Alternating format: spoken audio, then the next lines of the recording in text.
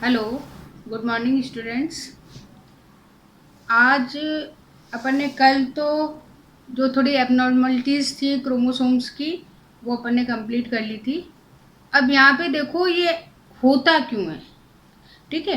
तो ऐसे कौन सी उसमें आती है जिसकी वजह से क्रोमोसोम के नंबर में और स्ट्रक्चर्स में चेंज होता है। तो उसके लिए सबसे इम्पॉर्टेंट है लिंकेज। और लिंकेज जिसको हिंदी में बोलते हैं सहलग्नता, ठीक है। तो ये जो लिंकेज या सहलग्नता है, ये जब आपने 11th में अर्धसूत्री विभाजन या मियोसिस डिवीजन पढ़ा था तो उसमें आपने पढ़ा था क्रॉसिंग ओवर। प्रोफेस फर्स्ट में आपने जीन विनिमय या क्रॉसिंग ओवर पढ़ा था। तो उस समय जो है आपको पता है कि क्रोमोसोम्स की क्रोमेटिड्स जो होती हैं उनके बीच में थोड़ा सा डिस्प्लेसमेंट होता है, थोड़ा सा जो है चेंज होता है। तो चेंज में कुछ जीन्स जो हैं वो ट्रांसफ़र होते हैं, स्थानांतरित होते हैं। काइज़मा फॉर्मेशन होता है, ब्रिज फॉर्मेशन होता है और उसके थ्रू जो है क्रोमोसोम्स चेंज होते हैं। और जब गैमेट बनते हैं तो वो गैमेट अपने पेरेंट्स से थोड़े से डिफरेंट होते हैं। तो इस तरीके से जो है ये इसका मेन कारण है। अब दूसरी जो चीज़ है इसमें आती है लिंकेज। तो लिंकेज क्या है, ये तो आपका क्रॉसिंग ओवर हो गया। अब लिंकेज क्या है, लिंकेज में जो क्रोमोसोम्स हैं, स्टार्टिंग में मैंने आपको बताया था थोड़ा सा बच्चों को कन्फ्यूजन होता है। तो ये आपको ध्यान रखना है कि जीन क्या है। जीन एक्चुअली क्रोमोसोम का पार्ट है। तो वो पार्ट जो कि एक जनरेशन से दूसरी जनरेशन में जा रहा है तो उसे अपन जीन बोल रहे हैं। तो उस समय ये जो क्रोमोसोम है, इस क्रोमोसोम के ऊपर बहुत सारे जीन्स होते हैं, यानी बहुत सारा जो पार्ट है वो पार्ट जो है ट्रांसफ़र हो सकता है, इसलिए वो जीन है। तो इस समय क्या होता है कि जब ये चीज़ें ट्रांसफ़र हो रही हैं तो कुछ जो जीन्स हैं वो जीन्स तो इजीली दूसरे क्रोमोसोम्स पे चले जाते हैं, लेकिन कुछ हैं जो कि नहीं जाते, किसी भी कंडीशन में नहीं जाते हैं। उसका मैंने एक एग्जांपल भी आपको बताया था कि अगर मान लीजिए अक्सर लड़कियों में ऐसा होता है कि क्लास में दो गर्ल्स हैं, बेस्ट फ्रेंड हैं। अब वो आपको कह रही है कि वॉशरूम जाएं, आपने कहा नहीं दोनों में से एक जाओ, तो वो नहीं जाएंगी, वो कह देंगी नहीं हमें तो नहीं जाना। तो यहाँ पर क्या है, यही चीज़ यहाँ पर है कि कुछ क्रोमोसोम में जीन्स ऐसे हैं जो किसी भी कंडीशन में सेपरेट नहीं होते। तो ये जो सारी चीज़ है इस कंडीशन में जब वो सेपरेट नहीं होंगे तो हर जनरेशन में एक साथ ही जाएंगे, आप उनको अलग नहीं कर सकते हो। तो ये जो चीज़ है इसे अपन क्या बोलते हैं, लिंकेज। और ये जो जीन्स हैं इन जीन्स को अपन बोलते हैं लिंक्ड जीन्स। अब ये जो लिंक जीन्स हैं ये ऑटोसोम्स पे भी हो सकते हैं और ये सेक्स क्रोमोसोम पे भी हो सकते हैं। दोनों पे जो है यानी कि लिंगी और अलिंगी दोनों गुणसूत्रों पर ऐसे गुणसूत्र पाए जाते हैं जो किसी भी कंडीशन में अलग होना नहीं चाहते। तो ये जो प्रोसेस है इस प्रोसेस को अपन बोलते हैं लिंकेज। और ये जो जीन्स हैं इन जीन्स को अपन बोलते हैं लिंक जीन्स या सहलग्न जीन। अब ये देखो थोड़ा सा इसके अपन देख लेते हैं कि कुछ आपके इसमें हिस्ट्री भी दी हुई है कि जैसे मेंडल है, तो मेंडल के टाइम में जीन नाम नहीं था तो उन्होंने इसको नाम दिया था फैक्टर। तो जो ये फैक्टर्स हैं इन फैक्टर्स को ही बाद में जो है नाम दिया गया, जीन नाम दिया गया। तो उन्होंने भी यही कहा था कि ये जितने भी लक्षण हैं ये लक्षण किससे कंट्रोल हो रहे हैं, किससे जो है नियंत्रित हो रहे हैं, वो हो रहे हैं किसी कारक से। और बाद में इस कारक को नाम क्या दिया गया, जीन दिया गया, ठीक है ना। अब यहाँ पे देखो ये तो हो ही गया। फिर यहाँ पे है सटन और एक है बोवेरी।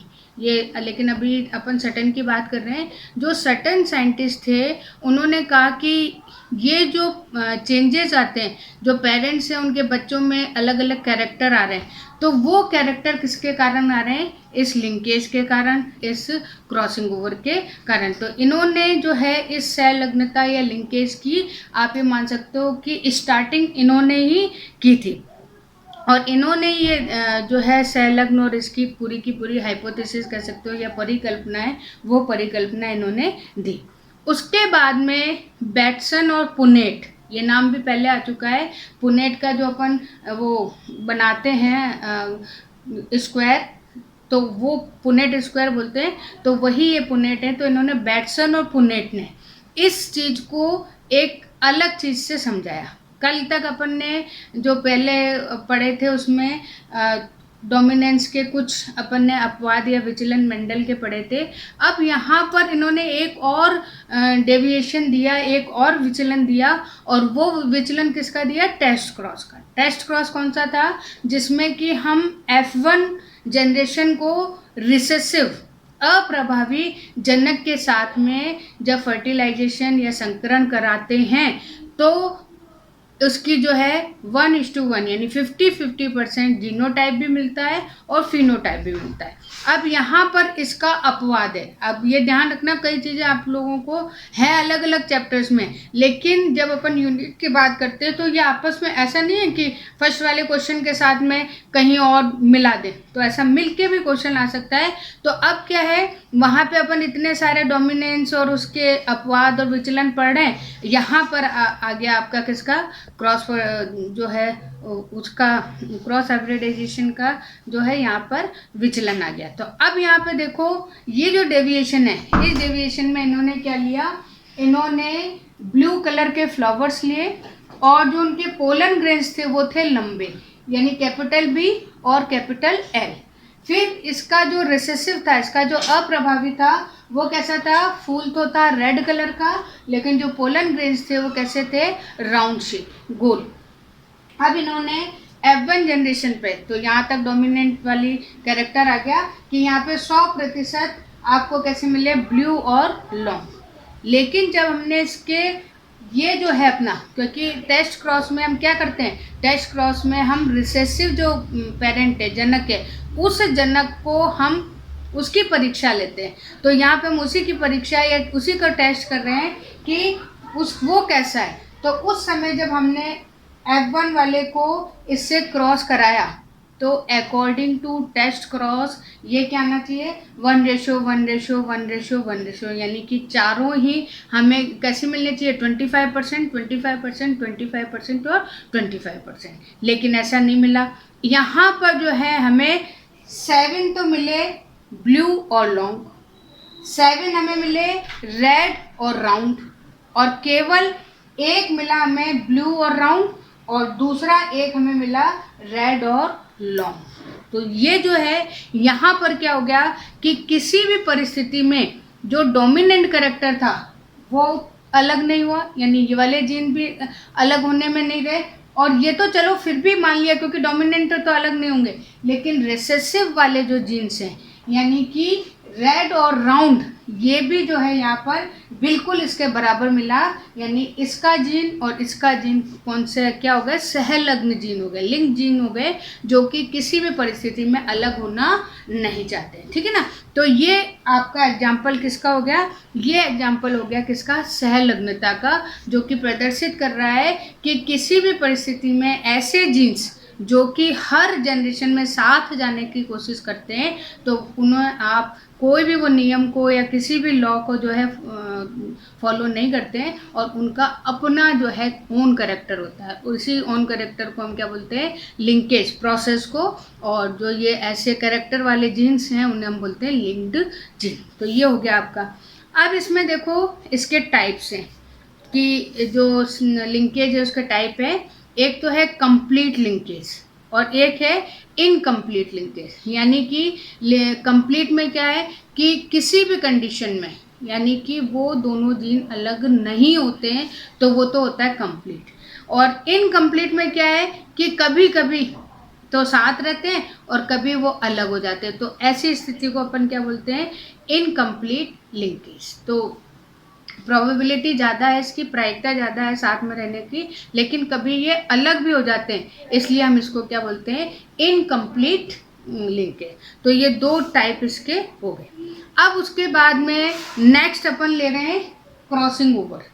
ये जो क्रॉसिंग ओवर है बहुत इम्पॉर्टेंट है, और यही रिस्पॉन्सिबल है जितनी भी हमारी जेनेटिक्स है, उस जेनेटिक को अगर कंट्रोल किसी के थ्रू किया जा सकता है तो वो है क्रॉसिंग ओवर, क्योंकि सबसे पहले मियोसिस डिवीजन, अर्धसूत्री विभाजन, उसमें जो प्रोफेज फर्स्ट है, क्योंकि जब मैंने 11th में आप लोगों को हालांकि ये वाला पोर्शन आपको नहीं कराया था मैंने, लेकिन फिर भी जब रिवीजन था तब उस रिवीजन में मैंने आपसे यही कहा था कि मियोसिस का प्रोफेज फर्स्ट जो है सबसे इम्पॉर्टेंट है। और क्यों? क्योंकि वही जो है रिस्पॉन्सिबल है पूरी जेनेटिक्स के लिए। तो यहाँ पर वही चीज़ है, और उस प्रोफेज फर्स्ट में भी जो पैकेटिन है, स्थूल अवस्था है, उस अवस्था में क्रॉसिंग ओवर होता है। अब सबसे तो इस जो पैकेटिन जो स्टेज है, इस स्टेज में हमारे पास में होमोलोगस समजात गुणसूत्र, ये समजात गुणसूत्र पास में आते हैं।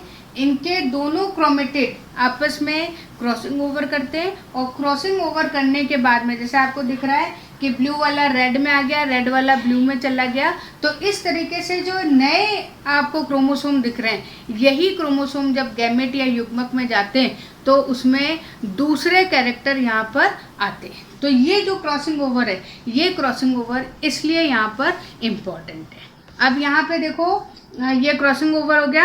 अब ये जो क्रॉसिंग ओवर है, इस क्रॉसिंग ओवर को भी अपन ने कुछ इसके अकॉर्डिंग जो है, नंबर के अकॉर्डिंग अपन ने इसको कुछ टाइप्स में डिवाइड किया हुआ है। पहला है एकल जीन विनिमय, यानी सिंगल क्रॉसिंग ओवर। ऐसे में जब केवल एक ही जीन जो है आपस में ट्रांसफ़र होता है, स्थानांतरित होता है, एक ही काइज़मेटा बनता है, तो ऐसे को अपन क्या बोलते हैं? एकल जीन विनिमय। फिर है दोहरा, यानी दो काइज़मेटा बनेंगे, दो जगह जो है जीन्स का स्थानांतरण होगा, तो वो दूसरा हो गया। फिर है बहुजीनी, यानी कि मल्टीपल।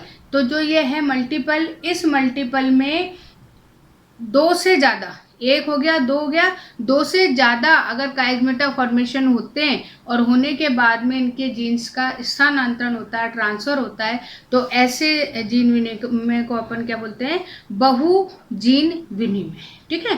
अब यहाँ पे देखो, ये जो क्रॉसिंग ओवर है, इस क्रॉसिंग ओवर के कुछ इम्पोर्टेंस भी दिए हुए हैं कि सबसे पहली बात तो क्रॉसिंग ओवर होता कहाँ है। सबसे पहली बात है मियोसिस अर्धसूत्री के प्रोफेज फर्स्ट में जो है ये प्रोसेस होता है। प्रोफेज फर्स्ट में भी अपन ने पढ़ी हैं, 5 अवस्थाएं होती हैं, प्रवस्थाएं होती हैं, फेजेस होती हैं। तो उसमें पैकेटिन या स्थूल सूत्र अवस्था जब होती है तो उस समय ये प्रोसेस होता है।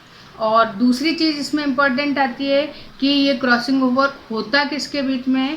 तो आपने क्रोमोसोम या गुणसूत्र की संरचना देखी है, तो उस संरचना में एक गुणसूत्र में 2 क्रोमेटिड्स होते हैं। तो उन क्रोमेटिड्स के बीच में जो है अर्ध गुणसूत्र जिसे बोलते हैं, तो इन क्रोमेटिड्स के बीच में ये होती है। दूसरा, यहाँ पर अभी जैसे कल भी मैंने आपको भेजा था कि जितने, जैसे मान लीजिए हमें 23 पेयर है, तो 23 पेयर में आपने देखा होगा कि पेयर के हिसाब से जो वो पेयर जो हैं, वो पेयर किनके? समजात गुणसूत्रों के। तो यहाँ पर जैसे मान लीजिए फर्स्ट पेयर है, तो उस पेयर में से एक जो गुणसूत्र है वो मदर से आया है, एक गुणसूत्र फादर से आया है। तो इस तरीके से करते हुए हम ये मानते हैं कि हमें 46 क्रोमोसोम हैं, तो उस 46 में से 23 हमें अपनी माँ से मिले और 23 हमें किससे मिले? अपने फादर या पिता से मिले। कैसे? कि जैसे मान लीजिए जो फर्टिलाइजेशन होता है, निषेचन क्रिया होती है, तो उसमें जो एग और स्पर्म, अंडा और शुक्राणु जो मिलते हैं, उनमें एग में 23 क्रोमोसोम होते हैं और स्पर्म्स में या शुक्राणु में 23 क्रोमोसोम होते हैं, और वो दोनों मिलते हैं, और मिलने के बाद में सबसे पहली जो सेल बनती है जिसे अपन जाइगोट या युग्मनज कहते हैं, तो उसमें होते हैं 46 क्रोमोसोम। तो इस तरीके से जो है ये प्रोसेस यहाँ पर कंप्लीट होता है। अब यहाँ पे देखो, ये तो चीज़ें हो ही गई कि किस तरीके से जो है लिंग संलग्न वगैरह होता है। तो उसके बाद में अगर अपन बात करें तो इसी कैरेक्टर के कारण कभी कभी जैसे कोई चीज़ मतलब मान लीजिए कि 90% पॉजिटिव है, तो हो सकता है कि 10%, 10 भी ज़्यादा बता रही हूँ, 5% ये नेगेटिव भी हो सकती है। तो इन जो लिंकेज है या सहलग्नता है, इन सहलग्नता के कारण है कुछ डिजीज़ भी हमारे उसमें आ जाती है। तो ये जो डिजीज़ होती हैं उन्हें अपन क्या बोलते हैं, सेक्स लिंक्ड इनहेरिटेंस। और ये इनहेरिटेंस है, ये जब नेगेटिव हो जाता है तो वो किस में बदल जाता है, वो बदल जाता है किसी डिजीज़ में या एबनॉर्मलिटीज़ में, ठीक है ना। अब इसमें सबसे पहला जो हमारे पास में एग्जाम्पल है, वो एग्जाम्पल है कलर ब्लाइंडनेस का, वर्णांधता का, ठीक है ना। और इसी तरीके से एक हमारे पास में और एग्जाम्पल है हीमोफीलिया। दो एग्जाम्पल हैं, वो दोनों मैं इसलिए आपको एक साथ करा रही हूँ क्योंकि दोनों बिल्कुल सेम है। अब चाहे आप वर्णांधता या कलर ब्लाइंडनेस लो, चाहे आप हीमोफीलिया जो डिजीज़ है उसमें आपको पता है कि जो ब्लड क्लॉटिंग है वो नहीं हो पाती है। तो इन दोनों में ही, क्योंकि ये जो दोनों रोग हैं या ये जो एबनॉर्मलिटी है, ये एक्स क्रोमोसोम के कारण होती है। और दूसरी बात क्या है कि फीमेल्स के लिए ये डिजीज़ जो है हार्मफुल नहीं है। क्यों नहीं है? क्योंकि उसके पास में एक और एक्स क्रोमोसोम है, तो एक एक्स क्रोमोसोम उस पर ज़्यादा इफेक्ट नहीं कर पाता है। ये जो डिजीज़ है, ये दोनों डिजीज़ जो है किसको हार्म पहुंचाती हैं? मेल को हार्म पहुंचाती हैं। अब जैसे कल मैंने आपको बताया था कि सिकल सेल में आपको बताया था कि ये जो भी डिजीज़ हैं, जब ये समयुग्म की स्थिति में आती है तभी अपने आप को प्रदर्शित करती है, वरना प्रदर्शित नहीं करती है। अब जैसे मान लीजिए कि कोई फीमेल है जिसमें एक्स पे ये है, तो वो वहां पर वाहक का कार्य करेगी, यानी कि उसके पुत्र में जो है ये बीमारी जा सकती है। और अगर पुत्र में ये स्थिति आ गई, उसके बेटे में ये स्थिति आ गई, क्योंकि एक एक्स गुणसूत्र तो आएगा ही आएगा और वाई उसे अपने फादर से, पिता से मिल रहा है, तो उस स्थिति में वो लड़का क्या हो जाएगा? रोगी हो जाएगा। अब ये चाहे आप वर्णांधता में देख लो, कलर ब्लाइंडनेस में देख लो, चाहे आप हीमोफीलिया में। कलर ब्लाइंडनेस क्या होता है कि ऐसे जिनमें कि लाल और हरे रंग है, उसमें वो डिफरेंस नहीं कर पाते। तो ये जो दो डिजीज़ हैं, ये दोनों डिजीज़ किसके कारण होती है? एक्स गुणसूत्र के कारण होती है। और इसमें फीमेल में ये दिखाई नहीं देती है, क्योंकि फीमेल जो है उस वहाँ वाहक का कार्य करती है, जबकि जो मेल है वो उसमें अगर ये है तो वो रोगी हो जाता है। फिर यहाँ पर एक और दी हुई सिकल सेल, वो मैंने कल आपको बताई थी। तो सिकल सेल में मेल फीमेल का कोई अंतर नहीं है। अगर समयुग्म की स्थिति में आएगी तो वो चाहे मेल हो चाहे वो फीमेल हो, उसमें ये रोग दिखाई देगा। फिर एक और है फिनाइल कीटोनूरिया। जो फिनाइल कीटोनूरिया है, इसमें क्या होता है कि किसी कारणवश एक एंजाइम होता है, वो एंजाइम होता है हाइड्रोलेक्स, फिनाइल एलेनिन हाइड्रोलेक्स। ये एंजाइम की कमी हो जाती है, और कमी होने के कारण जो फिनाइल एलेनिन है वो टायरोसिन जो है उसमें चेंज नहीं होता है।